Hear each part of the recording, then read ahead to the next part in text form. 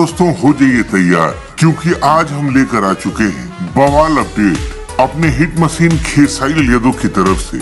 और आज की वीडियो में हम बताने वाले हैं उनके आने वाले धमाकेदार गानों के बारे में, और साथ ही बात करेंगे नए साल पर रिलीज होने वाले कुछ और भोजपुरी गानों के बारे में। तो वीडियो को लास्ट तक जरूर देखिएगा। अगर आप भी हैं हिट मशीन खेसारी यादव के फैन, तो चलिए शुरुआत करते हैं। जी हाँ दोस्तों, अपने हिट मशीन खेसारी यादव के नए साल पर बैक टू बैक धमाके होने वाले हैं, और खबरें हैं कि जनवरी महीने में ही 2 और गाने रिलीज किए जाएंगे।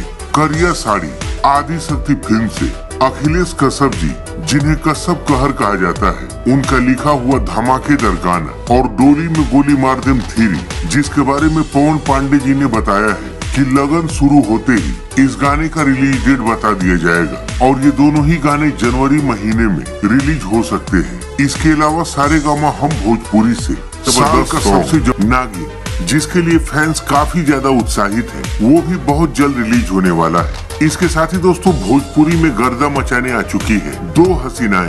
एक है डिम्पल सिंह, जिनका आज गाना रिलीज हुआ है पावर स्टार पवन सिंह के साथ में 5 के नाची अइहा, जिस गाने में डिम्पल सिंह ने जबरदस्त डांस किया है। और दूसरी एक्ट्रेस है श्वेता महारा, जिनका गाना रिलीज होने वाला है टी सीरीज हमार भोजपुरी चैनल पर 1 2 3 4, जिसके संगीत ने अभी से ही धमाल मचा दिया है। तो इसी के साथ मिलते हैं अगली वीडियो में, तब तक के लिए जय हिंद जय भोजपुरी।